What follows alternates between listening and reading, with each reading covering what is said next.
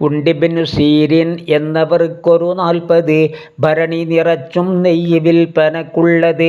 എലിയൊന്നു വീണത് ചത്തു ഭരണിയിലാകയായി. തൻ്റടിമ തോണ്ടിയെടുത്തതും കളയുന്നതായി.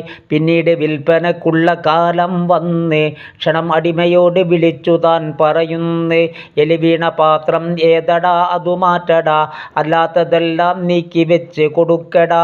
പാത്രങ്ങളെല്ലാം തന്നെ തൊട്ടിരിക്കുന്നതായി. അതുകൊണ്ട് മുമ്പ് കഴിഞ്ഞതിൽ അവൻ അജ്ഞനായി.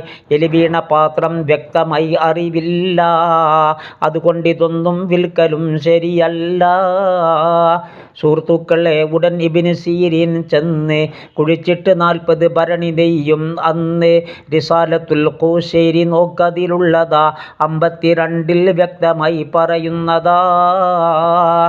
തുടക്കം ഇലാഹിൽ തന്നെ വേണം നടപടി, ഒടുക്കം നജാഹിൽ തന്നെ എത്തും പടിപടി. ബലമുള്ളതാ ഫൗണ്ടേഷൻ, എന്നാൽ പിന്നെ എടുക്കുന്നതും കുലുങ്ങാതുറയ്ക്കും പൊന്നേ. ഒഴിവുള്ള സമയം കാത്ത് അമലൊഴിക്കുന്നത് വിഡ്ഢിത്തരത്തിൽ തന്നെയാണെണ്ണുന്നത്.